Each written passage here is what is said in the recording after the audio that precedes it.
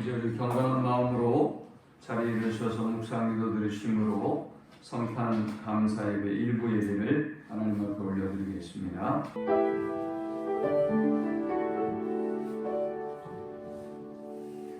보라, 처녀가 잉태하여 아들을 낳을 것이요 그의 이름은 임마누엘이라 하리라.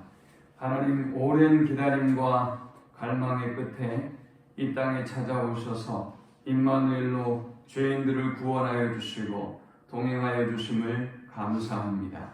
하나님, 지금 우리는 코로나로 인하여 지칠 대로 지치고 또 힘들 대로 힘든 상황 가운데 처하여 있습니다. 구원을 열망하고 소망하지만 끝은 보이지 않습니다. 주님께서 이 땅에 우리에게 구원으로 임하시고 소망으로 임하셔서 참된 구원과 소망은 오직 예수 그리스도뿐임을 저들이 발견하고 하나님께로 돌아가는 온 인류와 주의 백성들 되도록 인도하여 주옵소서.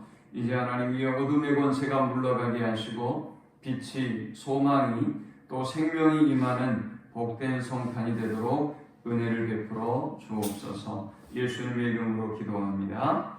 아멘. 찬송 115장 드리겠습니다.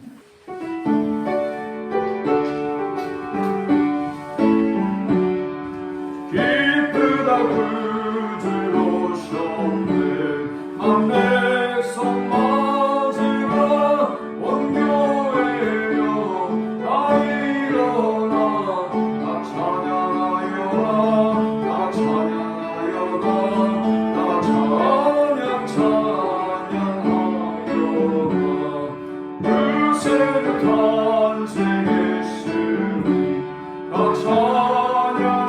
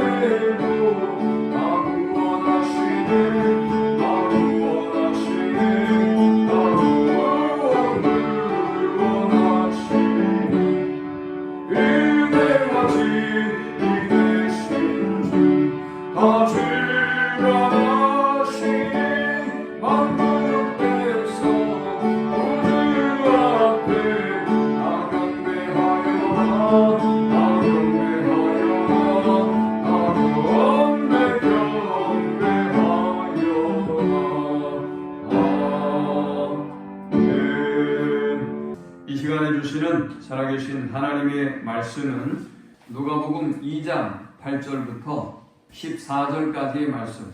그 지역의 목자들이 밤에 밖에서 자기 양떼를 지키더니 주의 사자가 곁에 서고 주의 영광이 그들을 두루 비추며 크게 무서워하는지라. 천사가 이르되 무서워하지 말라. 보라, 내가 온 백성에게 미칠 큰 기쁨의 좋은 소식을 너희에게 전하노라. 오늘 다윗의 동네에 너희를 위하여 구주가 나셨으니 곧 그리스도 주십니다. 너희가 가서 강보에 쌓여 부유에 누워있는 아기를 보리니 이것이 너희에게 표적이니라 하더니 호련히 수많은 천군이 그 천사와 함께 하나님을 찬송하이르되 지극히 높은 곳에서는 하나님께 영광이, 땅에서는 하나님이 기뻐하시는 사람들 중에 평화로다 하니라. 아멘. 저는 이번 코로나를 통해서 맞는 이번의 성탄이 우리에게 많은 걸 생각해 보게 한다는 생각이 들어요. 왜냐하면 지금까지 우리는 주인공은 젖혀두고 그냥 성탄절을 즐겼어요. 백화점에서 쇼핑하고 이벤트를 즐기고 외식을 하고 여행을 가고, 이게 우리의 성탄이었어요. 여러분이 생일 파티의 주인공이에요.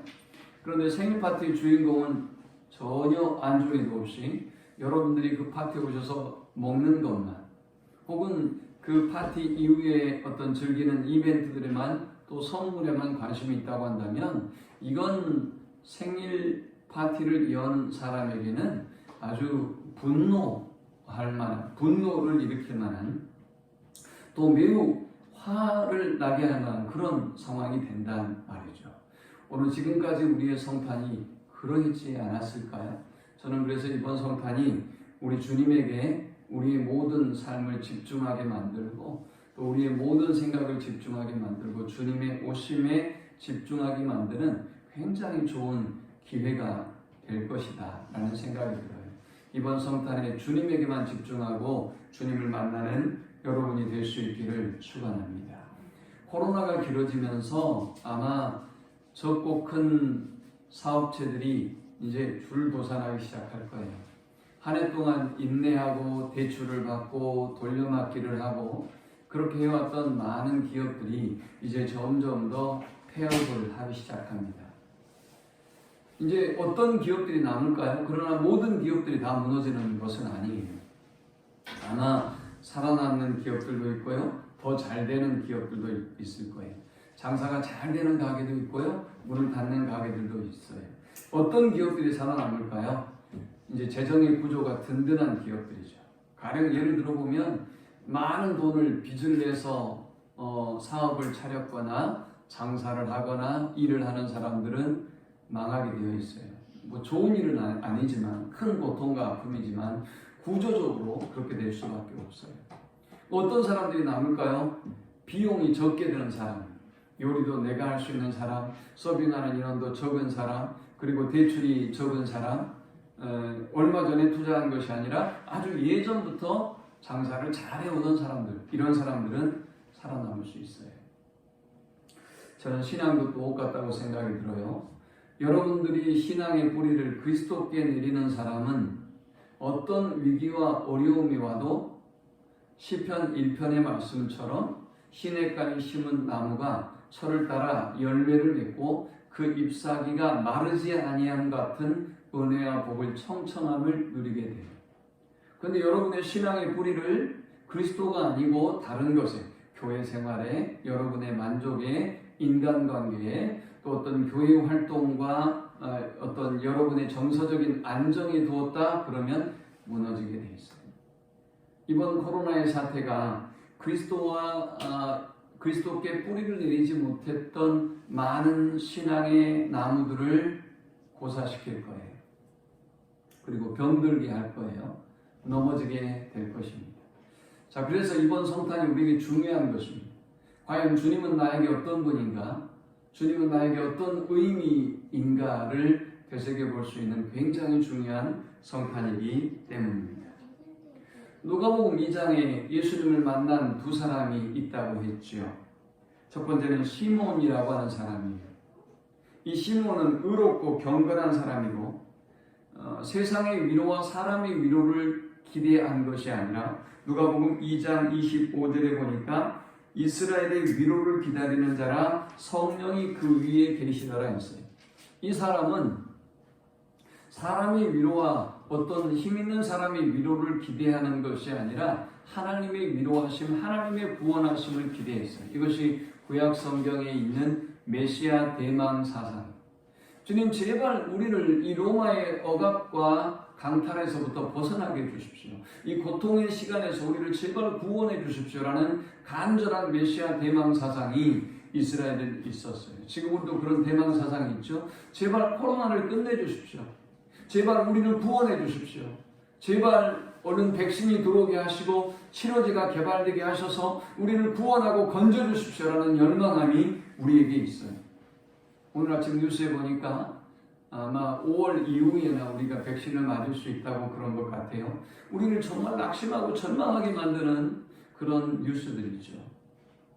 그런데 그럼에도 불구하고 많은 사람이 그리스도를 만나지 못하고 그리스도를 체험하지 못하고 구원을 경험하지 못했음에도 불구하고 시몬과 같은 사람은 그리스도를 만나는 복과 은혜를 누립니다. 또 안나라는 여인이 그랬죠. 안나라는 여인은 주야로 금식하며 기도하고 섬기고 하나님의 구원을 갈망했더니 예수를 품에 안아보는 기쁨과 감격을 누리게 되었습니다. 많은 사람들이 구원의 열망을 가졌지만 그러나 그 구원의 열망을 경험하지 못하고 죽었단 말이죠. 그런데 그 구원의 열망대로 하나님의 구원을 경험했던 사람들이 있음을 우리는 기억해야 해요. 아우슈비츠 포로 수용소에서 수많은 사람들을, 수많은 유대인들을 독일은 죽였습니다. 이들에게 총알을 쏘는 것 자체도 아까워서 이들을 포로 수용소의 샤워실에 집어넣고 샤워기를 틀면 독가스가 퍼져나와서 그들 모두가 한꺼번에 죽게 만드는 그런 악행을 저질렀습니다. 이곳에서 빅토르 프랭클이라고 하는 세계적인 심리학자가 살아서 나옵니다. 이 사람은 전 인류의 심리학에 엄청난 영향을 끼칩니다. 근데 이 사람이 어떻게 그렇게 세계적인 심리학자가 되고 인류에 큰 영향을 끼쳤는가? 그는 그 포로 수용소에서 수용소의 그 창문으로 나오는 조그만 햇빛 줄기를 바라봤습니다. 그는 그 빛을 바라보고 저 빛이 우리에게 임할 수 있겠다. 나도 저 빛을 밖에서 볼 수 있겠다. 나도 저 빛을 자유로운 땅에서 볼 수 있겠다라고 하는 열망을 갖습니다. 포로 수용소에서 사람들에게 딱 이 정도 한 컵 정도의 물을 하루에 줬다고 해요. 수영이 너한테 이 물을 하루에 주면, 이 한 컵 물 주면 어떻게 할 거야? 어디에 쓸 거야? 먹을 거야? 그럼 어떻게 할 거야? 장난할 거야? 아니면 어떻게 할 거야? 장난 안 칠 거야? 그 이 물 갖고 뭐 할 거야? 세수할 거야? 그럼 뭐 할 거야? 너 하루에 이 물 이거밖에 안 준다니까? 종일 그 이 물로 뭐 할 거야? 발 씻을래? 마실래? 마셔야지. 마셔야 되는 거야. 마셔야만 사는 거야. 그지? 마셔야 되는 거야. 그래서 모든 유대인 포로들이, 잘 들어봐. 주영아. 괜찮아? 떠드는 거 괜찮아? 모든 유대인 포로들이 이 물을 아끼고 마셨어요. 하루 종일. 그런데 빅토르 프랭클은 어떻게 했느냐? 이 물을 다 마시지 않았어요. 이 물을 다 마시지 않고 어떻게 했느냐? 우리로 친다면 물티슈죠? 물티슈에 이 물을 적셔서 얼굴을 닦았어요. 얼굴을 닦고 자기 몸을 깨끗하게 닦았어요. 그리고 빅토르 프랭클이 다른 사람들이 하지 않은 일을 또 하나 한 게 있어요. 그 포로 수용소에서 날마다 면도를 했어요. 면도기도 없는데 뭘로 면도를 했느냐? 유리조각, 깨진 유리조각을 주워다가 이 물로 깨끗하게 자기 얼굴을 면도한 거예요. 이건 여러분이 보건대 대단하다 싶을지 모르겠지만 사실은 굉장히 어리석은 사람이죠. 미친 사람이에요. 왜 물을, 먹을 물도 부족한데 면도하는 일에, 세수하는 일에 쓰냔 말이에요. 누가 보겠어요? 살고 죽는 게 중요한데 도대체 이 일을 할 필요가, 그렇게 할 이유가 뭐가 있냔 말이죠. 그런데 이 사람의 생각은 달랐다고 합니다. 자, 이제 제가 여러분을 죽이는, 여러분은 포로 수용소에 있고 저는 포로를 관리하는 간수라고 쳐봅시다. 여러분 중에 제가 뽑아내서 가스실로 데려가요. 자, 여러분 한 지금 10여 명 있는데 여러분 중에 어떤 사람을 데려갈까요? 눈이 맑고 초롱초롱하고 얼굴이 깨끗한 사람을, 그리고 아주 예쁘고 깨끗하게 단정한 사람을 데려갈까요? 아니면 눈빛이 흐지부지하고 그냥 병도 같고, 아니면 삶의 소망이 없는 사람을 데려갈까요? 누구를 데려갈 것 같아요? 바로 빅토르 프랭클은 그것을 생각했던 거예요. 그 많은 사람들 중에 날마다 가스실로 잡혀가. 이번 여진이 여원이 와. 이번에는 진서가 와. 이렇게 하면서 한 명씩 데려가는데 그는 생각했던 거예요. 내가 저 햇빛을 보고 소망을 키우고, 내가 날마다 면도하고, 그리고 이 물을 아껴서 나를 깨끗이 하면, 그 말은 내가 살 소망을 가지면 내가 살 수도 있다라고 하는 희망을 가졌던 거예요. 빅토르 프랭클은 정말 그가 소원했던 대로 살아납니다. 나중에 간수들이 그랬대요. 그 사람을 바라볼 때 죽일 수가 없었대요. 눈이 초롱초롱하고 삶에 대한 열망이 있고 깨끗하게 날마다 자신을 정리하고 가다듬고 있는 사람을 죽일 수가 없었던 것이죠. 여러분, 지금 우리가 이 코로나의 사태도 마찬가지예요. 우리가 소망을 잃어버리면 안 좋은 병에 걸릴 수도 있고요. 또 좋지 않은 어떤 문제들이 우리에게 발생할 수 있어요. 그런데 우리가 소망을 가지면 이 코로나를 이길 수 있고, 우리가 이 경제적인 문제도 이길 수 있고, 이 취업의 난도 이길 수 있고, 우리에게 닥쳐오는 이 모든 환난과 어려움을 이길 수 있다고 믿으면 우리는 이길 수가 있는 것입니다. 바로 안나가 그러했고, 그리고 또 오늘 시몬이라고 하는 사람이 그리 했던 것입니다. 왜 온 인류가 주님의 오심을 이렇게 기뻐하고 감사하고 즐거워하는 것일까요? 오늘 저는 그 이유를 여러분과 함께 나누고 그리고 은혜를 받고자 합니다.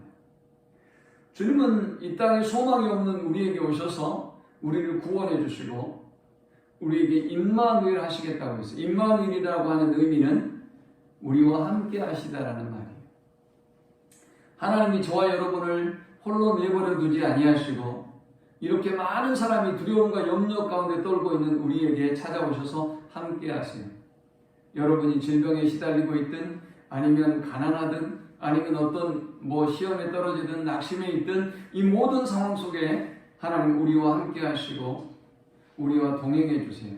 우리의 모든 고민과 생각을 아시고 우리와 영원히 함께 하시겠다고 약속하셨어요. 자, 그 주의 오심이 과연 그토록 우리에게 큰 의미와 가치로 임하는 것은 무엇 때문일까요? 먼저 우리는 주님의 오심이 10절에 보니까 온 백성에게, 내가 온 백성에게 미칠 큰 기쁨의 좋은 소식을 너희에게 전하노라. 오늘 다윗의 동네에 너희를 위하여 구주가 나셨으니 곧 그리스도 주시니라 라고 말씀했어요. 자, 여기서 우리가 첫 번째 사실을 발견하게 됩니다. 사람의 힘이라고 하는 것, 사람이 돈이 있든 힘이 있든 사람이 힘이라고 하는 것을 통해서 평화를 누리고 구원을 얻으려고 하면 반드시 소외되는 사람이 있고 상처받는 사람이 있다는 사실을 알아야 돼요.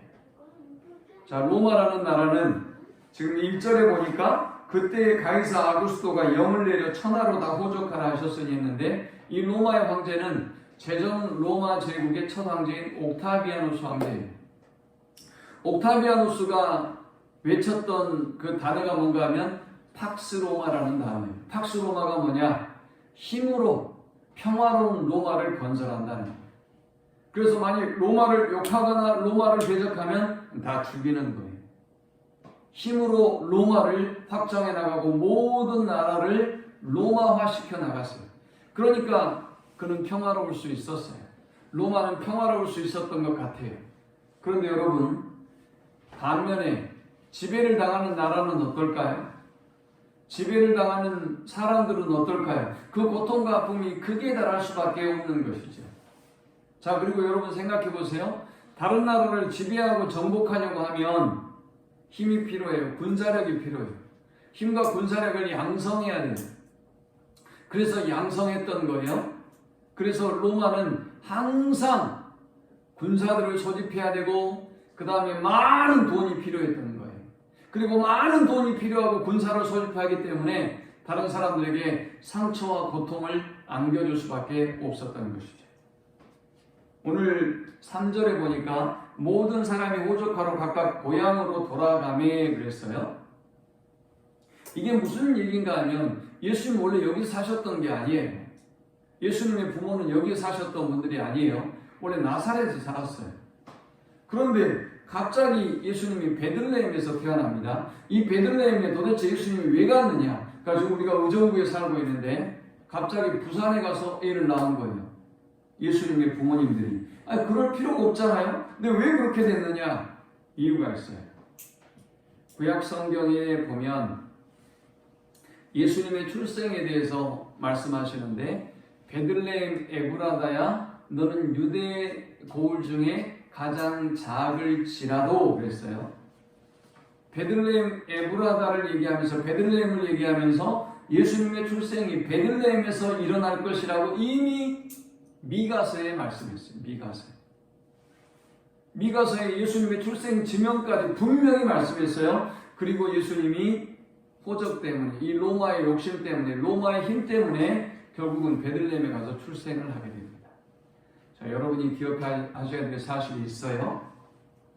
인간의 힘, 인간의 권력, 인간의 욕심이라고 하는 것이 내 마음대로, 내 뜻대로, 내가 하고 싶은 대로 하는 것 같지만, 그러나 그 모든 욕심과 힘이 하나님의 말씀을 성취하기 위한 수단에 지나지 않더라라는 거예요. 결국은 옥타비아누스의 욕심이, 이 구레뉴라고 하는 사람의 욕심이, 그들이 성과를 내고 나라를 힘있게 만들기 위해서 저지른 이 일들이 그들이 다 하는 것 같고 유대인들을 괴롭히는 것 같았지만, 사실은 예수님을 베들레헴에서 태어나게 하겠다는 그 하나님의 말씀을 성취하기 위한 수단, 도구에 불과했다는 사실을 기억해야 해요. 자, 그 다음 우리가 기억해야 될 사실이 있습니다. 힘에 의한 인위적인 평안은 하나님의 말씀을 성취할 뿐만이 아니라 결국에는 다른 사람의 고통과 아픔을 안기기 때문에 온 백성에게 미칠 큰 기쁨의 좋은 소식은 될 수가 없어요. 아까 좋은 사람이 있다면 나쁜 사람이 있는 거예요. 공부를 1등하는 사람이 있으면 나머지는 다 2등하거나 3등하거나 꼴찌하는 거예요. 여러분이 돈을 잘 번다면 돈 때문에 고생하는 사람이 반드시 여러분 주변에 있는 거예요. 만약 여러분이 하나님의 은혜로 충만해서 여러분의 것을 다른 사람에게 나눠주고 이웃을 사랑할 수 있는 마음이 있다면 다르겠지만, 인간이라고는 어떤 존재의 죄성은 자기밖에 몰라요. 자기중심적이에요. 자기만 생각하고 살아가는 거예요. 그러니 필연적으로 다른 사람의 고통과 아픔을 안겨다 줄 수밖에 없는 존재예요. 그런데 예수님은 온 백성에게 미칠 큰 기쁨의 좋은 소식이라고 했어요. 이 말은 모든 사람에게 예수님이 큰 기쁨을 주시는 존재다라는 거예요. 예수님은 온 인류의 구원이 되시고 큰 기쁨을 주시는 존재다라는 것입니다. 여러분들이 이제 누구의 자녀로 살아가고 있어요. 그런데 이제 가령 우리 가은이가 있다고 한다면 가은이는 가은이 집에서 정말 사랑을 받지만 다른 곳에서는 또 다른 사람이 훨씬 더 사랑을 받아요. 여러분이 어떤 처하는 장소, 위치에 따라서 여러분이 사랑을 받기도 하고 존귀한 존재가 되기도 하고 그렇지 않을 수도 있어요. 그런데 예수님의 구원이 온 인류에게 미칠 큰 기쁨의 좋은 소식인 것은 모두에게 주님이 그렇게 소중한 존재이며 구원의 존재이며 우리에게 영원한 평화와 기쁨을 주시는 존재라는 것을 의미하는 거예요. 자, 오늘 본문에 보니까 이렇게 말씀해요. 14절에 지극히 높은 곳에서는 하나님의 영광이요 땅에서는 하나님이 기뻐하신 사람들 중에 평화로다. 자, 이제 아버지가 있는데 형제들끼리 마구 싸워서 재산을 가지고 싸우는 모습들 여러분 많이 보죠? 부모가 재산을 많이 가지고 있어요. 그 재산 때문에 마구 싸워요. 형제간에 죽이기도 하고 원수가 되기도 해요. 이 돈 때문에 말이죠. 이런 모습을 부모가 보고 있어요. 그래서 큰아이가 굉장히 많은 돈을 모으고 둘째 아이는 가난에 쪄들고 힘들고 어려운 세월을 보내요. 그러면 부모의 마음이 좋을 수가 없겠죠. 부모에게 영광이 될 수가 없는 거예요. 큰아이의 성공이. 여러 자녀들이 있는 가정 가운데 어떤 애는 굉장히 공부를 잘해서 성공하는 애도 있고 사업을 잘해서 성공하는 애도 있는데 어떤 애는 그렇지 못한 아이도 있어요. 우리가 그런 아이들 보지 않습니까? 그러면 이것이 부모에게 큰아이의 성공이 기쁨이 되느냐? 그렇지만은 않아요. 작은 아이 때문에 마음의 고통과 아픔을 안는 거예요. 잘된 아이 때문에는 좋아하지만 잘못된 아이 때문에 마음의 고통과 아픔을 안는 거예요. 예수님이 이 땅에 오심이 하늘의 영광이 되는 이유는 바로 거기에 있어요. 주님이 이 땅에 오시면 모든 사람을 구원하고 모든 사람을 복되게 하시기 위해서 오셨기 때문에 예수님의 오심은 하나님께 영광이 되는 거예요. 예수님의 오심이 하나님께 영광이 되는 이유가 또 뭘까요? 모든 사람이 죄를 범하였기 때문에 하나님의 영광에 이룰 수 없다고 성경은 말씀했어요. 근데 예수님께서 이 땅에 오셔서 저와 여러분의 모든 죄를, 누구의 죄는 사하시고 누구의 죄는 못 사하신 게 아니에요. 우리의 모든 죄를 사하셨기 때문에 우리는 이제 하나님 앞에 영광을 돌릴 수 있는 존재가 됐고 하나님과 교제할 수 있는 존재가 됐어요. 그래서 주님의 오심은 하나님께 영광을 돌릴 수 없는 우리가 이제 하나님께 영광을 돌릴 수 있는 존재가 되었음을 의미하는 것입니다. 그러니까 모든 백성에게 끼칠 큰 기쁨의 좋은 소식이 하나님께 영광이 됩니다. 자, 주님의 오심이 모든 백성에게 끼칠 큰 기쁨의 좋은 소식이 된 건 무엇일까요? 하나님과 원수되었던 인간을 화해하게 만들고 화평하게 만들 뿐만이 아니라 평화하게 만든 것뿐만이 아니라 모든 사람과 평화하고 화평하게 만들었어요. 어떻게 그럴 수 있을까요? 세상 사람들은 네가 잘했느냐 내가 잘했느냐 맨날 정죄하고 남을 판단해요. 여러분이 뉴스를 보는지 잘 모르겠는데 요즘 보면 법무부와 검찰이 막 싸우고 있어요. 어제 보니까 마치 싸우는 것처럼 계속 보여줘요. 그리고 어느 쪽이 이긴 것처럼 또 다른 쪽이 시비하고 또 재판을 걸고 계속 이런 상황도 우리가 보게 돼요. 이것이 인간의 문화예요. 여당과 야당이 누가 잘하고 누가 잘못했고 계속 지적하면서 싸우는 것이 인간의 문화예요. 이게 인간의 한계예요. 언제 우리나라가 평화할 수 있을까요? 언제 이 땅이 평화할 수 있을까요? 그런데 주님의 오심은 모든 사람에게 평화를 주신 사건이에요. 왜 그럴까요? 주님이 지원이의 죄도 용서하시고 우리 오선진 유사님의 죄도 용서하시고 저희 죄도 용서하셨기 때문에 우리 김영남 권사님의 죄도 용서하셨기 때문에 우리는 다른 사람의 죄에 대해서 논할 수 있는 처지가 아니에요. 주님이 내 죄도 용서하셨고 그 사람의 죄도 용서하셨기 때문에 우리는 정말 여러분이 은혜 가운데 사는 사람이라면 나의 죄를 용서하시고 은혜를 베푸신 그 하나님의 은혜에 날마다 감사하며 감격하며 살아야 하는 것입니다. 자, 이제 우리가 또 하나 기억해야 될 사실이 있습니다.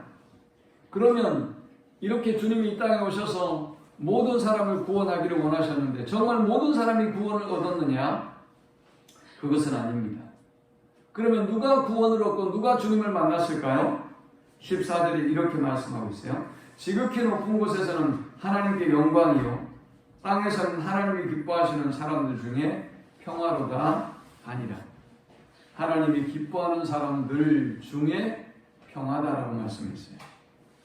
여기 하나님이 기뻐하는 사람들이란 누구냐? 하나님의 은혜를 입은 사람. 수영아,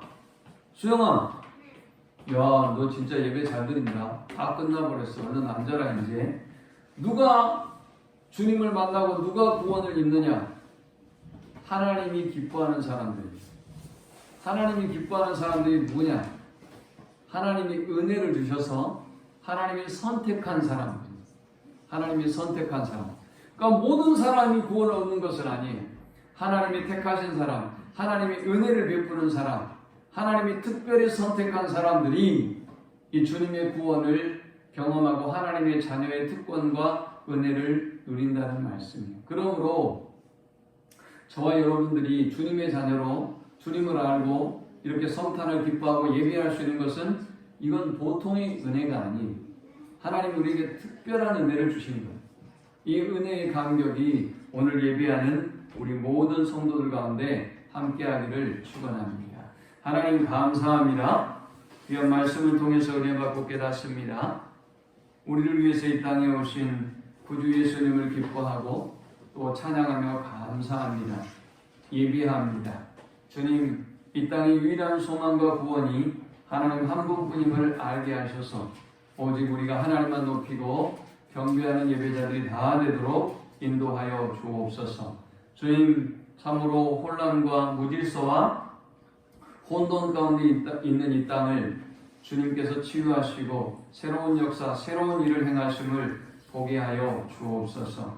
이 땅의 어둠이, 사망의 영이 물러가게 하시고 혼돈이 물러가게 하시고 흑암이 떠나가게 하셔서 하나님의 새로운 창조의 역사가 임하게 하여 주옵소서. 구원의 역사가 임하게 하여 주옵소서. 예수님의 이름으로 기도합니다.